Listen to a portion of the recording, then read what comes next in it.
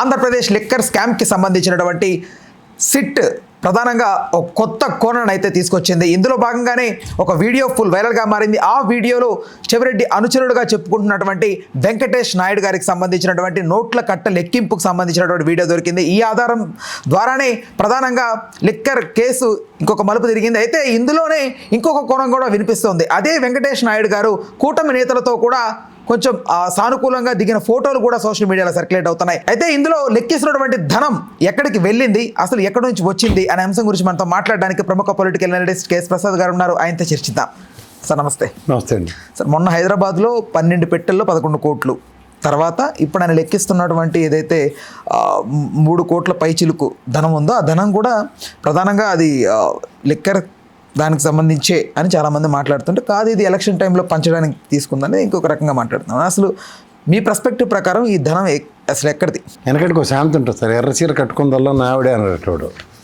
అలాగే ఎక్కడ డబ్బులు లెక్క పెట్టారు, ఎక్కడ డబ్బులు కనబడినా సరే టక్కనే తీసుకొచ్చి లెక్కర్ స్కామ్ అని చెప్పి సంతృప్తి పడుతున్నారు. ఇలాగే పాపం అడవాడు చేసి 2 రోజుల పర్యటన కుదించి చంద్రబాబు గారిని లొకేషన్ కూడా వెనక్కి తీసుకొచ్చారు గాబరా పడిపోయి, యాజ్ ఇఫ్ ఏదో జరిగిపోతుందని అద్భుతం. ఇక్కడ వాస్తవానికి మీరు ఆద్యంతం గమనిస్తే ఒక అభియోగం మొన్న జూన్లో డబ్బులు దాచాడని, ఇంకొక అభియోగం ఇవాళ ఏంటి, వెంకటేష్ నాయుడు ఎంతో క్యాష్ పట్టుకొని దొరికేశాడు. ఆ క్యాష్తో ఇంకేమైంది, ప్రపంచం తెరబడిపోయింది, అది ఇదని మాట్లాడుతున్నారు. నాకు తెలిసి ఆ క్యాష్ ఎక్కడికి వెళ్ళింది, లెక్కర్ స్కామ్ కాదు, అదంతా ఆర్బీఐకి వెళ్ళి ఉంటుంది. ఎందుకంటే అందులో 2000 నోట్లు ఉన్నాయి, రద్దు కావించబడిన నోట్లు అవి. ఒక నోట్ల కట్టలు ఒకసారి పరిశీలిస్తే జాగ్రత్తగా ఎప్పుడు లెక్కెట్టారో ఎప్పుడు తీసుకెళ్లారో అది ఆ డినామినేషన్ ప్రకారం నిన్న కోర్టు కూడా చెల్లు అనిపించింది. ఏమని, ఆ సిరీస్ ఆఫ్ నోట్స్ నెంబర్లు ఇవ్వండి, మీరు కన్ఫెస్ చేసింది ఏదైతే ఉందో ఆ సిరీస్ ఆఫ్ నోట్స్ది ఇవ్వండి అని చెప్పింది. ఎందుకు ఇవ్వలేపారు? లేదట వాళ్ళ దగ్గర సోమవారం ఇస్తారట ఇవాళ. అంటే తారుమారు జరగద్దని నమ్ముతున్నారా మీరేమన్నా? ఆ సీరియల్ నెంబర్ తారుమారు అదే నాకు తెలియకడుగుతా సార్, అవి ఉంటాయి కదా. నేను ఇందాక మొదటి నుంచి మొత్తుకుంటుంది ఏంటంటే ఇవన్నీ ఇప్పుడు 11 కోట్లు పట్టుకున్నారు, ఇలా 3.5 crores పట్టుకున్నారు, ఇవన్నీ పట్టుకొని ఇవన్నీ లెక్కర్ స్కామ్కి సంబంధించినవి అని కనెక్షన్స్ ఎస్టాబ్లిష్ చేసిన తర్వాత మీరు కేసులు కడితే ఇక్కడ బయటకు వచ్చినా ఆలోచిస్తారు, అయ్యో నిజమేదరా ఇంత క్యాష్ దొరికింది. వాళ్ళని పట్టుకొని అల్లాడి ఇంట్లో ఎంత ఉందట చెప్పు, నాకు పర్లేదు, నువ్వు చెప్పు, ఎంత కొంత ఉంటుంది, ఏదో ఒకటి ఉంటుంది చెప్పంటే, సార్ ఇంట్లో 10 తులాలు బంగారం ఉంది సార్, ఈ ఇంట్లో 5 తులాలు బంగారం ఉంది సార్, అవన్నీ కలిపి 64 కోట్లు సీజ్ చేసిన ఈ సిట్టోళ్ళని పట్టుకొని ఏమని విశ్లేషించాలి? వెనక ముందు చూడరా, ఎద్దినిందంటే దూడకట్టాడు, ఎద్దినింది అనగానే దూడకట్టి, అసలు ఎద్ది ఏంటి ఎండం ఏంటి అన్న కాన్సెప్టే లేదు. ఎందుకంటే ఆ 2000 నోట్లు ఏంటి, 3.5 కోట్లలో ఆ 2000 నోట్లు ఎక్కడి నుంచి వచ్చాయి, ఇవి ఎప్పుడు రద్దు అయ్యే నోట్లు, ఎప్పుడు దీన్ని ఎక్కడ తీసుకెళ్ళి ఉంటారు అంటే ఆర్బీఐకి వెళ్ళే కదా. డిమానిటేషన్ జరిగిందంతా ఏమైంది అంటే మన 2023లో 2000 నోట్లు కూడా రద్దు అన్న టైంలోనా? 2000 నోట్లు ఇప్పుడు పోనీ ఉదాహరణకి ఇవాళ దొరికాయి, ఏడు తీసుకుంటావు, 4 తీసుకోవడం కూడా పనికిరు, ఎవరైనా తీసుకుంటాడు 2000 నోటు? మరి దాన్ని పట్టుకుని బ్యాంకు కూడా తీసుకోదు, ఆర్బీఐ కూడా తీసుకోదు, ఇప్పుడు తీసుకోదు. అదే మరి తీసుకున్నప్పుడు ఏడు చేయాలి దాన్ని పట్టుకుని. దాని మీద స్పెషల్ కేసులు కట్టండి. అన్యాక్రాంతంగా ఉన్న క్యాష్ అని దాని లెక్కర్ కేస్తే ఏ సంబంధం? ప్రతిదీ ఏది కనబడితే అది లెక్కరు, ఎన్నాళ్ళు తాస్తారు, వీటితో సాధిస్తారా? కోర్టు కూడా కన్విన్స్ కావట్లే. సరే మీరు సీజ్ చేసిన 11వి ఈ 3.5 డినామినేషన్లు ఇవ్వండి, అంటే నోట్ల యొక్క నెంబర్లు, అవి సిరీస్ ఏ రోజు రిలీజ్ అయిందో ఆర్బీఐ నుంచి ఇలా చెప్పొచ్చు చూడన్న, అవి ఇవాడ ఆడి దగ్గర 3.5, వీళ్ళ దగ్గర 11 కోట్ల డబ్బాలు, అది దేనికి సంబంధం? ఈ డబ్బాలు నాది కాదని చెప్తే తెగలడు, అప్పుడు మాట్లాడచ్చు. అసలు ఎవరు సార్ ఈ వెంకటేష్ నాయుడు? ఎవడైనా అవునండి, అంటే చెవిరెడ్డి వెనకాల తిరిగి బెచ్చేట ఆడుకునేవాడు, అది చెవిరెడ్డి వెనకాల చచ్చేవాడు, చెవిరెడ్డి ఫ్రెండ్, చెవిరెడ్డి పార్ట్నర్, ఎవడైతే నాకేంది, నీకెందుకు ఎవడైతే ఆడు సంబంధించిన విషయంలో లెక్కర్ స్కామ్లో క్యాష్ ఆడి దగ్గర ఎప్పుడుది అల్లప్పుడెప్పుడు లెక్క ఎడుతున్నాడట, తెలుగుదేశం వాళ్ళతో నిలబడ్డాడట, వైఎస్ఆర్సీపీ వాళ్ళకి ఎలక్షన్లో డబ్బులు పంచాడట. మాకెందుకు దిక్కుమాల టాగుంటే ఎలక్షన్ కమిషన్ ఏడు చేస్తున్నారు డబ్బులు పంచుతుంటే, దేనికి వాళ్ళు ఇక్కడ 4 కేసులు కట్టరట, వీళ్ళు కడతారట. ఇందులో ఫినిల్ గారు చూడు 70 ఎరగొడితే 4 కేసు అట్లే, ఎవడో ప్రైవేట్ కేసు పెడితే లోపల ఇస్తారట. అలవాటు అయిపోయింది, జరుగుబాటు అంటారు దాన్ని. ఫస్ట్ న్యాయస్థానానికి సమాధానం చెప్పన్నాడు సార్, తర్వాత మాలాంటి వాళ్ళు అందరం కూర్చొని గంటలు విశ్లేషిస్తుంది దాని మీద. నేను లీగల్ ప్రొసీడింగ్స్ చూస్తే రాజకేశ్వర రెడ్డి వేసిన అఫిడవిట్ ఇవన్నీ మాట్లాడుతూ నాకేంటి సంబంధం ఈ 11 కోట్లు అంటే నిజమే. అక్కడ తెలంగాణలో దొరికిన దానికి ఏది ఆ డినామినేషన్ ఏమిటంటే అబ్బదబ్బ జబ్బ సోమరిస్తుండే మా దగ్గర లేవట. ఫస్ట్ ఆన్సర్ మా దగ్గర లేవు. ఇదేనా సిట్టు యొక్క పనితీరు? పురోగతి ఒక బిగ్గెస్ట్ స్కామ్ అని ఎస్టాబ్లిష్ చేస్తూ ఏడపడితే ఆడ ప్రతి దగ్గర ఎవిడెన్స్లు గ్యాదర్ చేస్తున్నాం అని చెప్తూ కోర్టు దగ్గర ఆ విషయం మీద ఒక నెరేటబుల్ టాపిక్ నడుస్తున్నప్పుడు వీళ్ళ దగ్గర నెరేషన్స్ లేవంటే అంటే బుర్ర చేయలేడం.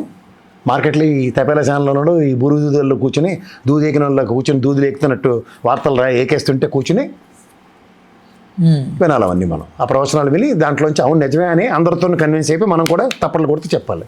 ఒక పక్క న్యాయస్థానాలు ఏం చెప్తున్నాయో, ఒక పక్క దాంట్లో ఉన్న క్రెడెన్షియల్స్ ఏంటో కూర్చొని వాడికి అక్కర్లే. సోషల్ మీడియాలో 4 ఫోటోలు తీసుకొచ్చి డబ్బులతో ఉన్నోడు డబ్బులు లేనోడు అవి విశ్లేషణ మనం. అంటే అతనికి కూటమి నేతలతో కూడా సత్సంబంధాలు ఉన్నాయనేది ఉండనేంటి సార్? అందులో పడి చావమనండి, అందరినీ కలిపి కట్టుకుని ఎందులో పడి చావమనండి. ఎవరు పనితీరవుతాయి ఈ రాజకీయాల్లో? అందరినీ ఏకతాటి మీద కట్టవలసిన వాడిని. ఎవడన్నా సత్సంగంలో పనిచేసినాడు ఈ రాజకీయాలని ఆ రోజు సేవా తత్పరతో రాజకీయాలు చేయడానికి వచ్చినాడు ఎవడో పనికొచ్చినాడు చూపించండి. అందరూ గడపారెట్టుకుని ఏడ దొరికితే అక్కడ తవ్వుకుని పోదాం అనుకుని వచ్చిన వాళ్ళే. వీళ్ళ గురించి బయటకు వచ్చి పదవి పోయిన వెంటనే ఇది దొంగ, పదవి ఉన్నంతకాలం ఆడు ఏం చేసినా చెల్లుబాటు. ప్రజల శ్రేయస్ కంటే కులం ఎస్టాబ్లిష్మెంటే ప్రధానంగా ఉందనుకుంటున్నారు రాజకీయాల్లో. ఇందులో కులం ఎందుకు వచ్చింది? డబ్బులు పట్టుకొని డబ్బులు చుట్టూ తిరుగుతున్నారు. కులాలకు సంబంధం లేదు దీంట్లో. కులాన్ని కూడా ఎవరు పట్టించుకోవట్లేదు అంటారు. ఆయన వెంకటేష్ నాయుడు కాబట్టి, చిత్తూరు నాయుడు అంటే చౌదరులు కాబట్టి అలా ఎవరితోనో లింకులు పెట్టేస్తారు అక్కడ పార్ట్నర్లు. ఈరోజు బిజినెస్లో ఒక పార్టీలకి అతీతంగా ఇంట్లోనే మా తమ్ముడు బీజేపీ పార్టీ, నేను పార్టీ మీరు పార్టీ అలాగ ఉంటున్నారు అందరూ. ఎవరు మాట్లాడతారు? అసలు అర్థం పార్ట్నర్ లేని రాజకీయాలన్నీ ఆడి నుంచి ఆడుకో ముళ్ళు పెట్టి ఈ డాడీకి పార్ట్నర్ అట్ట ఆడి పార్ట్నర్ పార్ట్నర్లు ఏముంది? ఇప్పుడు దియాల కృష్ణారెడ్డి గారు ఏ పార్టీలో ఉన్నాడు? టీఆర్ఎస్ పార్టీలో ఉన్నాడు. గతంలో తెలుగుదేశంలో మేయర్. ఇక్కడ ఈ తెలుగుదేశం మూలాలు ఇవన్నీ చర్చిస్తున్నాం. ఎప్పటికైనా తెగుతుంది ఇది పంచాయతీ. లేకపోతే మీ జట్టు పీస్ అని చెప్పి చిన్నప్పుడు స్కూల్ పిల్లలాగా అలిగేసి ఇంక జీవితాంతం ఆడకుండా ఉంటారు. ఆయన టీఆర్ఎస్ పార్టీలో జాయిన్ అవ్వ మునుపు తెలుగుదేశంలో అధినాయకుడితోనో లేదా పార్టీ సిద్ధాంతాల మీద విభేదించి బయటకు వచ్చి ఉంటాడు. అంతేకాని తెలుగుదేశంలో అందరితో శత్రుత్వాలు పెట్టుకుని రాలే కదా, అవునట కదంటారా? సో ఆ ప్రతిపదిని చూసుకుని ఎవడో ఫ్రెండ్షిప్లోనో లేదా దీంట్లోనో పార్ట్నర్షిప్లు చేయడం తప్పు అంటే ఎలాగా? ఏది వాట్ వే దేర్ కన్సర్న్? నువ్వు దాంట్లో ఫైండింగ్స్ ఏమైనా ఉంటే దాన్ని బయటికి పెట్టినప్పుడు ఎస్ ఇది ఎస్టాబ్లిష్డ్ ఈ విధంగా తప్పు అన్నప్పుడు మీరు ఎంతసేపు అయినా చర్చి పెట్టండి, అది రైట్. వీళ్ళే దానికి నెరేషన్స్ ఇచ్చేసి ఒక కాలేజ్ అడ్మిషన్స్ టైంలో 4 డబ్బులు దొరికితే దాన్ని పట్టుకుని పెద్ద ఇష్యూ చేస్తే ఎంతమంది దొరకవు? మల్లారెడ్డి దగ్గర దొరకలేదా? చైతన్య వాళ్ళ దగ్గర దొరకలేదు? నారాయణ వాళ్ళ దగ్గర దొరకలేదా? అఫ్కోర్స్ పేపర్లు మీకు కాబట్టి రైర్ అనుకోండి, అది వేరే సంగతి. నేను కసిన ప్రజాశక్తి ఇలాంటి పేపర్లు ఉన్నాయి కదా, ఖచ్చితంగా వస్తాయి అందులో రావాల్సిన వార్తలు చదువుతారు చదవలసిన వాళ్ళు. చేత ఇవన్నీ వెంకటేష్ నాయుడు కాబట్టి, నాయుడు అని పేరు ఉంది కాబట్టి, వాళ్ళతో సంబంధాలు ఉన్నాయి కాబట్టి, చొట్టరికాలు ఉన్నాయి కాబట్టి ఏడు చేస్తారు. ఇవన్నీ మాకెందుకు? వాళ్ళు జుట్లు పంచాయతీలు పెట్టుకుని ఎందులో పడి సామానండి, వ్యాపారాలు చేసుకోమనండి, ట్యాక్సులు కట్టమనండి. ఇలా దొంగ డబ్బులు ఏమైనా దొరికినప్పుడు ప్రభుత్వం ప్రశ్నించి దాన్ని నిజానిజాలు తేల్చి అప్పుడు మాట్లాడండి. ఇదే అక్కడ ఒక వ్యాపారంలో 10 రూపాయలు రాకుండా అవడమా, క్యాష్ లేకుండా ట్రాన్సాక్షన్స్ అవ్వడం చేస్తాడు. రియల్ ఎస్టేట్ వ్యాపారం అవడైనా క్యాష్ ట్రాన్సాక్షన్స్ లేకుండా అవడం చేస్తాడా? ఎవడేం చేస్తాడు చెప్పండి? ఎవడికి చెప్తారు ఈ పకోడీ కబుర్లన్నీ? మేమనే ప్రజలు అనుకున్నాడు జడ్డి వేదంలో మేము 2 లక్షలకు మించి క్యాష్ ఉంటే ముష్టి వేదంలో బతికి ఆ ఇన్కమ్ ట్యాక్స్ చుట్టూ సంవత్సరం పాటు జీతం సంపాదించి 4 నెలలు ట్యాక్స్లు కట్టి వెర్రి వేదంలో మేము ప్రజలు. వాళ్ళంతా బాగా దొంగలు ఊళ్ళు పంచుకున్నట్టు అందరూ పంచుకొని బాగానే ఉంటారు.